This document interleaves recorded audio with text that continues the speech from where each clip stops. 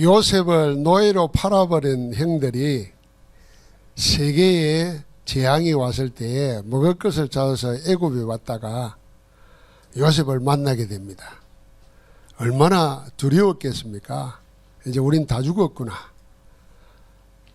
재앙을 피해서 먹을 것 구하려고 살려고 여기 왔는데 이제는 죽게 되었다. 이렇게 생각한 거죠. 그때 요셉이 한 말입니다.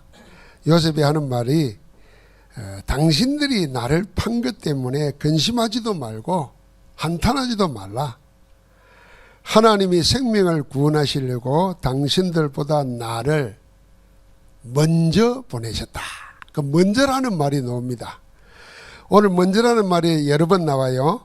7절에도 보니까 하나님이 큰 구원으로 당신들의 생명을 보존하고 당신들의 후손을 세상에 두시려고 나를 당신들보다 먼저 보내셨나이다. 그래서 우리가 오늘 말씀은 먼저 답을 찾으면은 참된 감사가 회복된다는 겁니다. 우리는 일 다 하고 난 다음에 보고 그걸 감사할 거냐 안 할 거냐 생각하지만은 성경은 그렇지 않습니다. 답을 먼저 찾으면은 일 생기기 전에 감사부터 하는 겁니다. 오늘 요셉은 사실은 자기들이 원수들이잖아요. 형들이지만 원수들이나 마찬가지잖아요. 그런데 전혀 그렇게 생각하지 않았습니다. 형들이 나를 판 게 아니고 하나님이 우리를 구원하시려고 나를 먼저 보낸 거다는 거예요. 여러분 여기서 사람을 통해서 일어난 일인데도 하나님이 나를 보내셨다고 보는 겁니다. 우리가 이 눈이 열려야 진짜 신앙의 눈이 열린 겁니다. 자, 신앙의 눈이 뭐겠습니까? 세상 사람들처럼 그래 형들이 판 거 맞아. 그러니까 복수해야 돼. 이게 세상이잖아요. 또 종교생활하는 사람들도 마찬가지입니다. 야, 보복을 받는구나 이렇게 생각할 겁니다. 그런데 정말 보고만 해서 언약 가진 자는 그게 아니고 하나님이 나를 보내셨고 우리를 살리려고 나를 먼저 보내셨다. 하나님의 절대 계획 속에서 일을 보는 거죠. 우리도 그렇게 봐야 됩니다. 자, 왜 그래야 되냐면은 여러분 내가 지금 세상의 영적 상태를 한번 잘 보시기 바랍니다. 세상의 영적 상태를 보면은 사람들이 가히 염려, 근심하지 않습니까? 불안해합니다. 미래에 대한 불안이죠. 근심, 염려죠. 그러니까 당연히 뭘 합니까? 이것 때문에 찾는 것이 점수를 하는 겁니다. 점쟁이 찾는 겁니다. 재미삼아 가는 것도 있겠지만 그 근본적인 마음속에는 근심과 불안 때문에 가는 거거든요. 그런데 그 정도가 아니고 눈에 보이지 않게 다른 사람은 모르는데 시달리는 사람이 많습니다. 이 불안이 지나쳐 가지고 시달린다니까요. 이 꿈에도 시달리는 거 있지만 모든 일들을 봐도 늘 부정적으로 보고 늘 염려 속에서 보는 사람입니다. 이게 시달리는 사람이에요. 아무 일이 없는데도 못 견디는 사람도 있습니다. 이런 사람들은 어디로 가느냐 하면은 결국은 무당 찾아갑니다. 구설합니다. 돈 들여가지고 재미삼아 구다는 사람은 아무도 없습니다. 시달리다가 눌리다가 못 견디니까 가는 겁니다. 그런데 무당들이 하다 안 되면요 제일 쉬운 말 그러면서 제일 확실한 답을 줍니다. 그게 뭐냐면은 신 받으라는 겁니다. 신내림 합니다. 신내림. 이게 다른 말로 말하면 접신이에요. 그러면 당장 병도 없어지고 염려도 없어지는데 이게 사단에게 잡히는 거잖아요. 완전히 망하는 겁니다. 그런데 사람들은 불안하고 시달리다 보니까 이렇게 가는 거예요. 이게 세상을 장악하고 있는 네피림의 세계입니다. 이게 창세기 6장의 네피림의 세계예요. 지금도 중세시대 때 역사책으로 공부하면 알던 마녀사냥, 예를 들면 전염병이 돌잖아요. 그러면 희생물을 찾습니다. 희생양을. 그게 희생양이라 그래요. 그래서 저 사람 때문에 이런 병이 돌아가지고 재앙이 온 거다. 저걸 죽여야 된다. 그래가지고 마녀사냥 그랬어요. 귀신 들리고 마귀 잡혀가지고 저 여자가 이랬다. 내가 죽였잖아요. 그게 역사에 있잖아요. 근데 지금 우리 시대에도 저 파푸아 누기에는 사회 문제가 되고 있어요. 그래 주스를 위해-가지고 저 아이가 죽게 만들었다 해가지고 산채로 잡아가지고 실제로 불에 태워 죽이고 고문을 하고 이래요. 이게 21세기에 지금 세계 현장에서 일어나는 일들이에요. 그러니까 네피림에 장악되어 있는 세상입니다. 그런데다가 뭐가 있습니까? 또 많은 질병들, 질병과 함께 영적 재앙들, 뭐 암 말할 것도 없고, 그러면서 정신병, 우리가 말하는 영적인 병들이 심각하게 급증합니다. 교회는 어떻습니까? 교회는 복음만 해서 완전 답을 얻고, 우리 식으로 말하면 300% 답을 얻고 성령 충만을 누려야 되는데 응답을 못 받는, 응답 못 받는 성도가 많습니다. 그러니까 응답을 못 받으니까 겉으로는 교회에 오는데 믿음 생활이 안 되는 겁니다. 예수 그리스도 이름을 믿고 기도하고 응답받고 그 증거로 전도하고 그런 힘있는 성령 충만한 삶이 되어야 되는데 못하니까 나 하나의 위안이나 얻고 힘이나 얻으려고 하는 아주 종교적인 신앙에 머무르는 겁니다. 이런 것이 지금 세상에서 일어나는 영적인 현상입니다. 그러니까 어떤 일이 생깁니까? 이 후대들이 모든 것이 힘듭니다. 후대들이 힘드니까 자꾸 찾는 돌파구를 어디서 찾냐면요, 세상 문화 속에서 찾는 겁니다. 우리 때는 우리가 고등학교 다닐 때만 해도 담배 피고 술 몰래 묻는 사람들은 특별한 사람들이에요. 한 반에 한 명, 두 명 아주 이상한 사람들만 그랬어요. 근데 지금은 여러분 중학생 심지어는 초등학생까지도 심각한 문제들이 많습니다.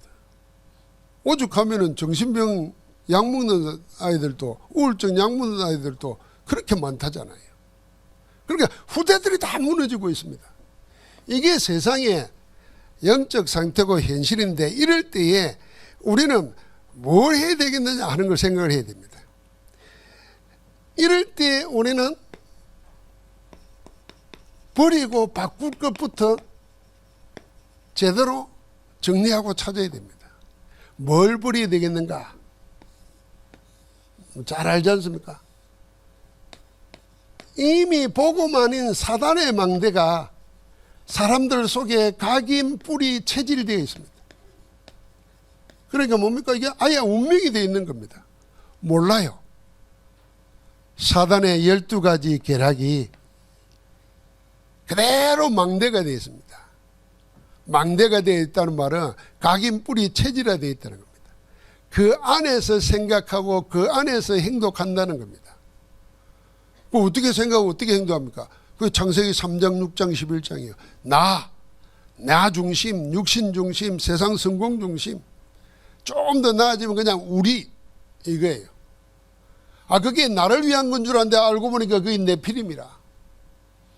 그러니까 성공하고 난 뒤에 무너지는 겁니다.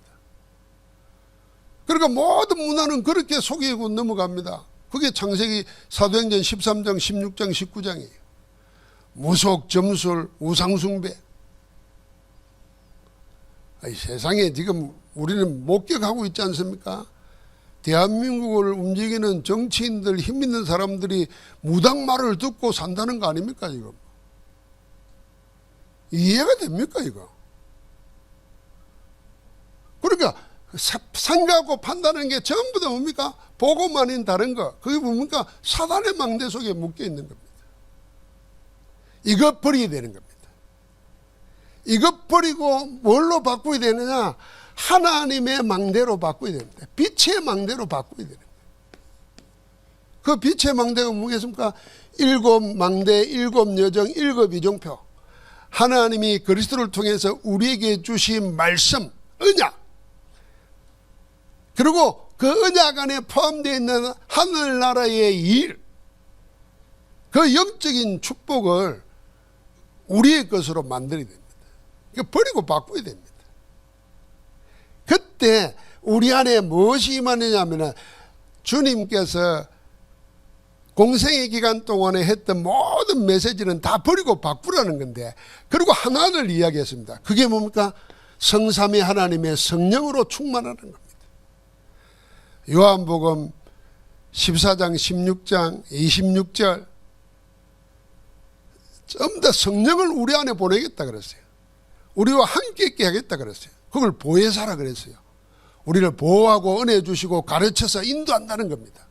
그래서 모든 걸 생각나고 가르친다고 그랬습니다. 오늘 사도행전 1장 8절에 보니까 권능을 주신다 그랬습니다. 이 권능이 임했습니다. 그러니까 자기들도 놀라운 일이 일어나는 겁니다. 내게 있던 것도 아니고 세상에 있던 것도 아니에요. 하나님께만 있던 것을 내게 허락하시는 겁니다. 그러니까 땅끝까지 정인되는 겁니다.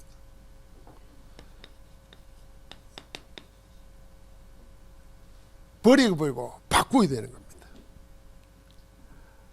올해는 우리가 살아오면서 생각, 그래서 우리가 성경 말씀을 읽어야 되고 들어야 되고 그 말씀을 언약으로 붙잡고 기도하는 가운데 하나님의 성령께서 버릴 것은 버리게 하고 바꿀 것은 바꾸게 하고 찾고 세우도록 그 은혜 속에 들어가야 될 줄 믿습니다.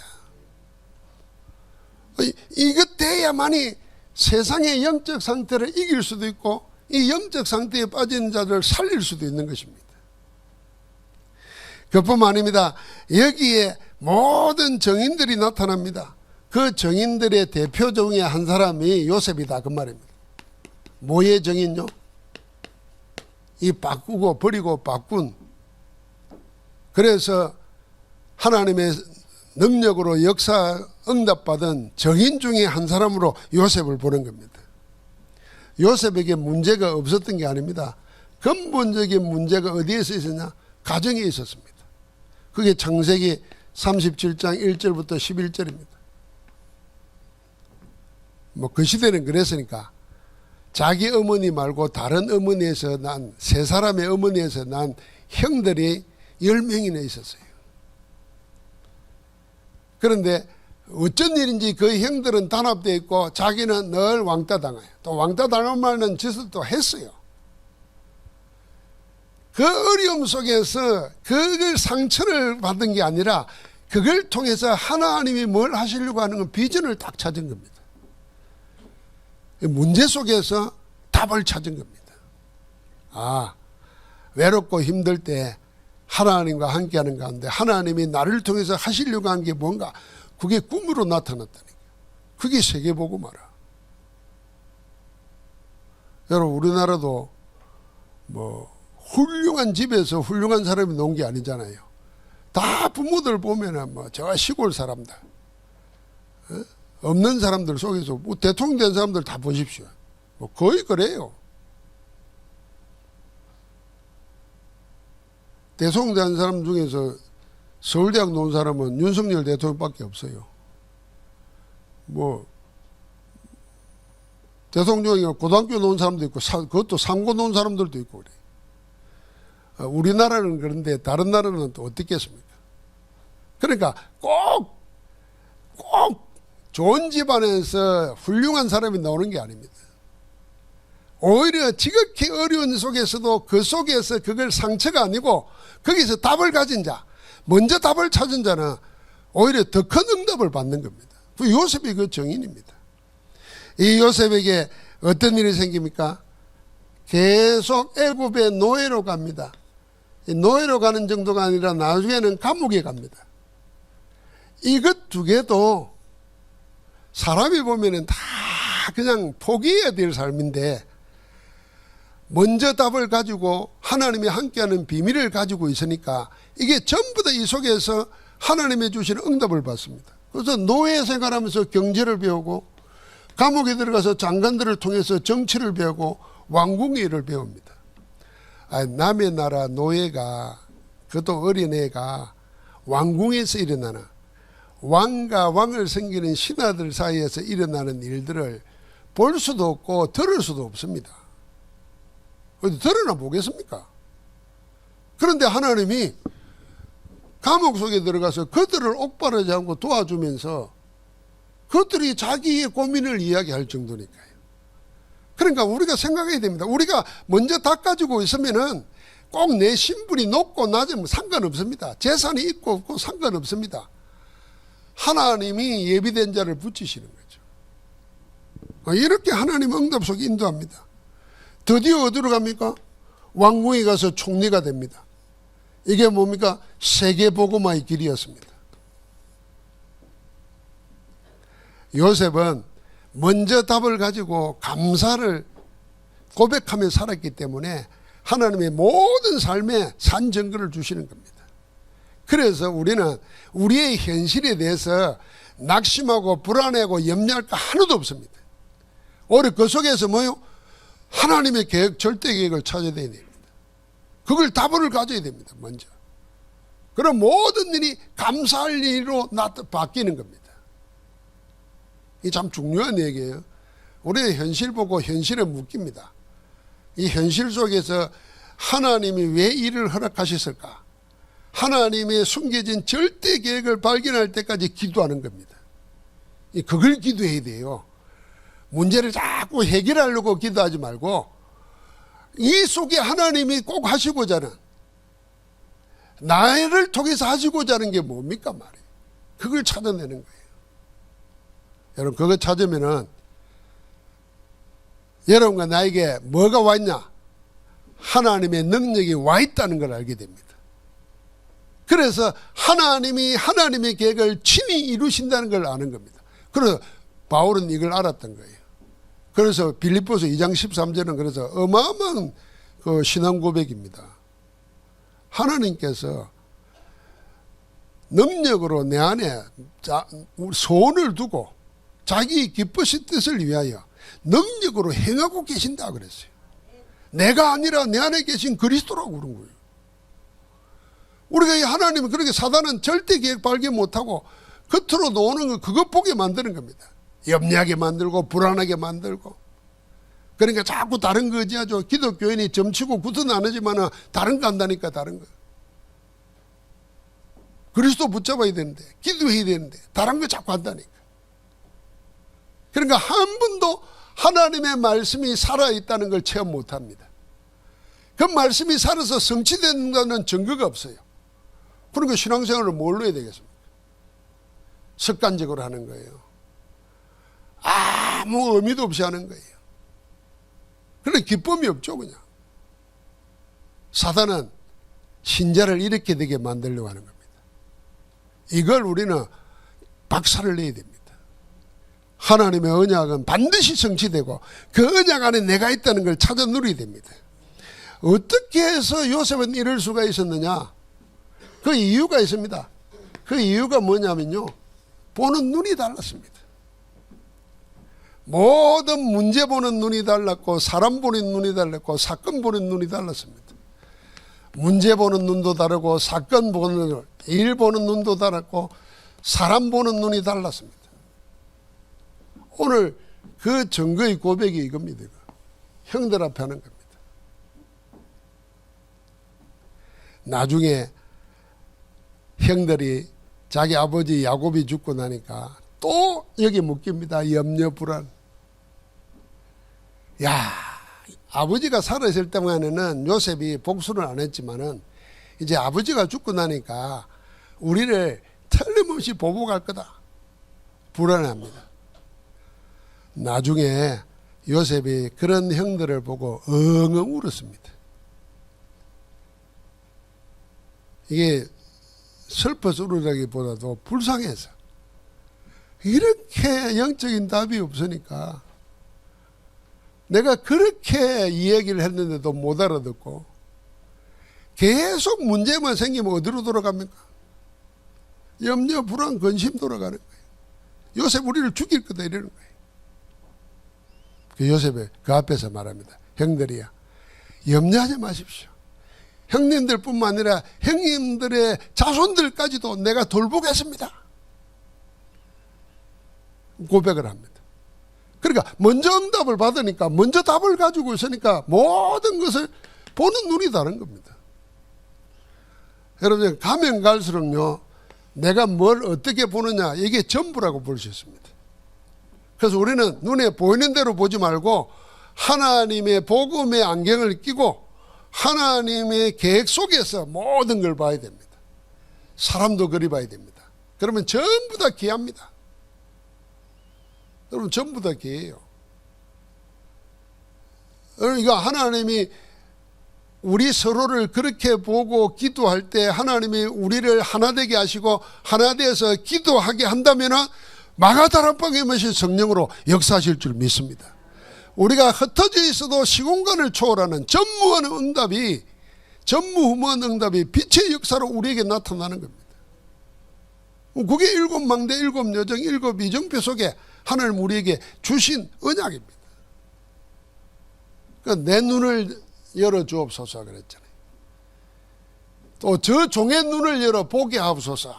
엘리사는 그렇게 기도했습니다. 왜요?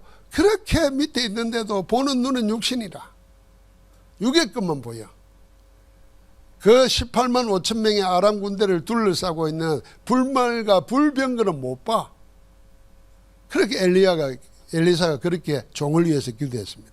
이게 우리를 위한 기도입니다. 우리가 복음 안에서 나를 볼 때도 나를 구원하여 하나님 자녀로 살게 하려고 예수님이 십자가에 피 흘려 죽으셨어요. 예수님이 모든 책임을 지시고 다 끝내버리시고 우리를 자녀로 삼으셨어요. 그렇다고 하면 그 자녀에 주신 생명, 신분, 권세가 어마어마한 거예요. 그 눈으로 나를 보면서 기도 시작해야 되는 거예요. 하나님 감사합니다. 나를 자녀로 삼으시고 내 안에 하나님이 계획을 두시고 이제 나에게 힘을 주셔서 주의 일을 하게 하옵소서 하는 거예요. 기도하는 거예요. 그렇게 안 받으면 우리가 그리스도의 십자가를 욕되게 하는 거예요. 다 끝내버렸다는 거예요. 그리고 성령을 충만함을 기다리라는 거예요. 우리가 하나님 주신 약속이 있는데 그걸 놓쳐버리고 자꾸만 내 육신의 본능을 따라가면 큰일 나는 거잖아요. 그래서 성령 충만 받으라는 거고 성령을 따라 행하라는 겁니다. 성령을 따라 행하는 반대가 뭐겠습니까? 본능대로 살지 말라는 거예요. 세상식으로 살지 말라는 거예요.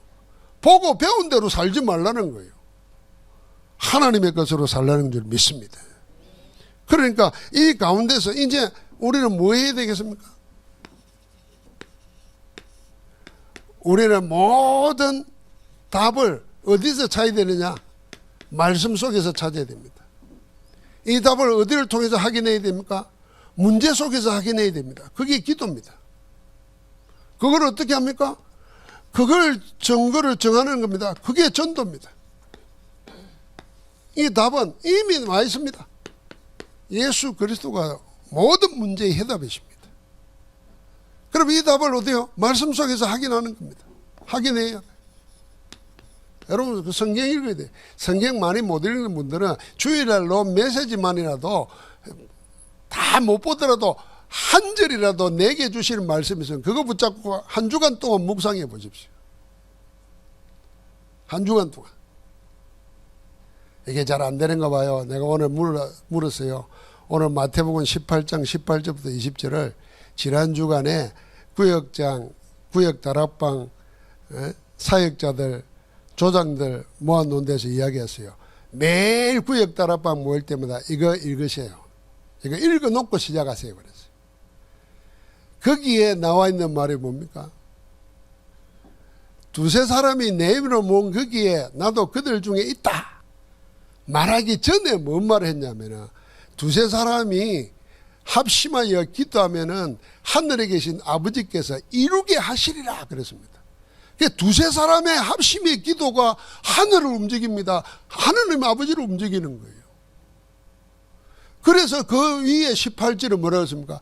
땅에서 풀면 하늘에서도 풀릴 것이고 땅에서 매면 하늘에서도 매일 것이다 그랬습니다.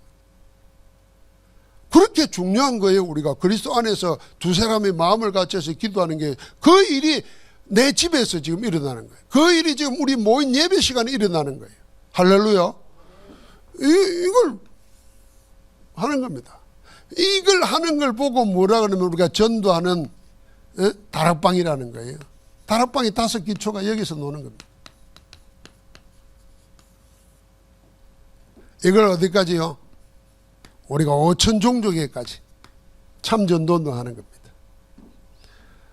올해는 답을 찾기 위해서 헤매는 게 아니라 먼저 답을 갖고 감사를 회복하는, 그래서 하나님께 영광 돌리는 그 영광의 힘을 따라 사는 축복이 넘치기를 주의 이름으로 축원합니다. 하나님 감사합니다. 우리를 인생의 답 복음 안에서 찾게 하시고 참된 감사를 회복하고 누리며 살아가며 정감에 살아가도록 우리를 축복하시니 감사합니다. 모든 주의 백성들 속에 하나님 예수 그리스도가 답인 것을 알고 누리고 24하게 하옵소서. 예수 그리스도 이름으로 기도합니다. 아멘.